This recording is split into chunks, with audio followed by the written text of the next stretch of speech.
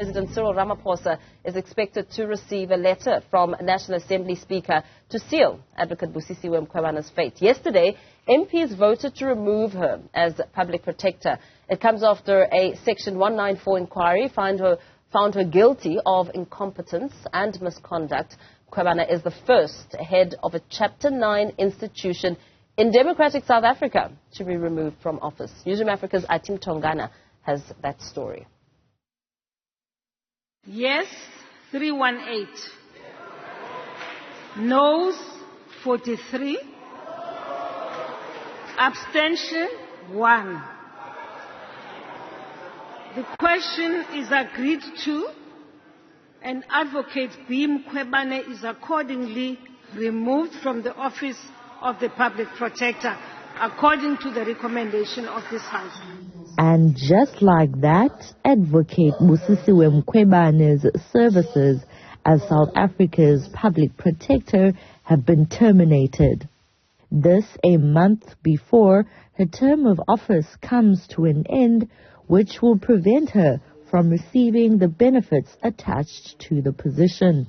We initially would have wanted to do this in 6 months. Couldn't do that. It's over a year now. We're very patient and very fair and rational in our approach. I think that anybody who's not happy with this, they have got the right to go to any platform, including courts. But I'm very confident that the comprehensive work we've put in that report, tomorrow or any other day, whether it is the High Court, whatever court, they will find in our favor, because we've really covered the basis. As for the pension issue, I stay away from that. The committee, in its mind, in the manner it did its work, was never occupied by what she will gain or lose. Ours was the preservation of this office. The EFF and ATM say the outcome will not go unchallenged.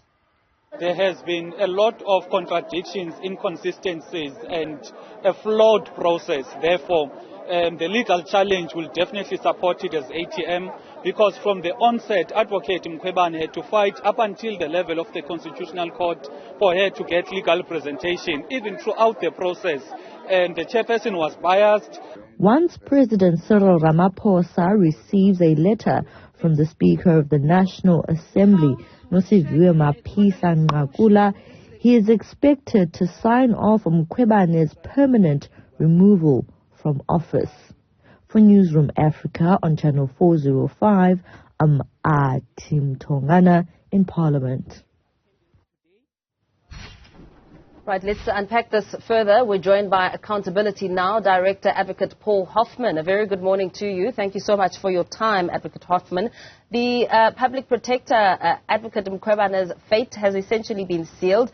She's become the first head of a Chapter 9 institution in democratic South Africa to be removed from office, really making history for the wrong reasons, I suppose. In fact, I don't know if you've seen the front page of the Sowetan this morning. Very cheeky headline, end of an era, and Advocate Mkhwebane's face there, but putting era and spelling it E-R-R-O-R, really quite telling. Yes, I think that's a very fair assessment in very few words, Paul. Good morning to you and to your viewers. Let's talk about what actually started as something that Mkhwebane was very, very aggressive about, saying that she's not going to go down without a fight, and she was hoping that MPs would have a change of heart as before this process even started. What difference would it have made? Because she kept speaking about how, she would have really just liked to see MPs give her some time for her term to end. But, of course, that didn't happen. It didn't quite go down as she had imagined. This matter has a very long history. You're right to say that it is a big moment in our constitutional democracy, and the rule of law has prevailed over an error in the appointment of Busisiwe Mkhwebane as our public protector.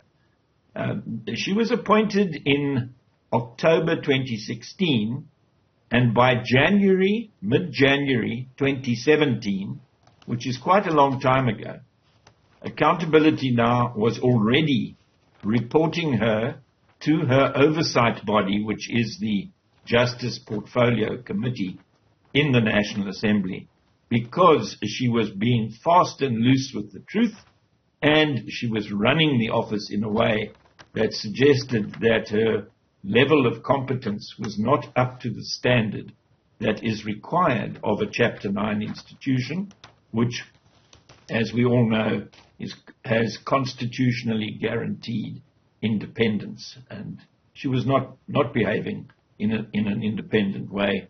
She was more or less behaving as an extension of the RET faction of the ANC, which is what got her into trouble with the Reserve Bank and Absa Bank in that case in which we have reported her to the National Assembly.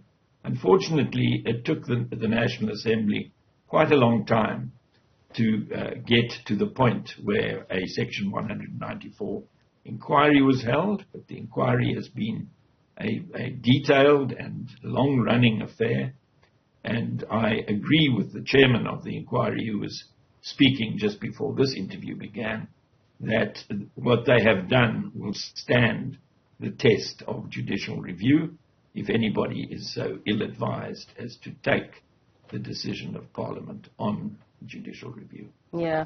Her impeachment took place just less than 33 days before her 7-year term officially ended. And what does she stand to lose? What does it all mean in terms of some of her benefits? Yes, she would, had she seen her term out without this blot on her record, she would have received a 10 million rand gratuity for her 7 years of good service to South Africa and a pension as a former public protector. She will lose both of those because of the vote in Parliament yesterday. The President must terminate now. He's got no discretion in the matter. The Constitution is quite clear that the decision of Parliament is what counts, and all that the President is required to do diligently and without delay is to dismiss Busisiwe Mkhwebane. Advocate Kollega Talega, next in line, nominated as the next public protector, to some opposition from the DA and the EFF, saying that she's not suitable for the job and has a cloud hanging over her head. I mean, does that essentially mean that in a few months, in a few years, we could be having this very conversation, but about a different person? Looking at the integrity of the public protector's office, where does this bode? Yes, I'm afraid that the reservations of opposition parties in Parliament, and it is for Parliament to vote by a 60% majority on who should be the successor to Mkhwebane, their reservations are well-founded. This is a person with a track record that suggests that she is executive-minded. Her findings in the Pala investigation are highly questionable. She's been part of an executive-minded office of the Public Protector under Busisiwe Mkhwebane, and her capacity or ability to act without fear, favour or prejudice is going to be clouded by what opposition parties perceive to be an executive-minded bias in the way in which she works. And that is not conducive to the role of the public protector, who is there to protect the public, not to protect errant members of the executive. The public protector's office is the official policeman for executive ethics and conduct, and accordingly should be somebody who has an objectivity, an independence, which is questionable in this particular instance. Very well. Thank you so much, Advocate Paul Hoffman, Accountability Now Director, just giving us a sense and some reaction following the news around Advocate Busisiwe Mkhwebane. Thank you for your time.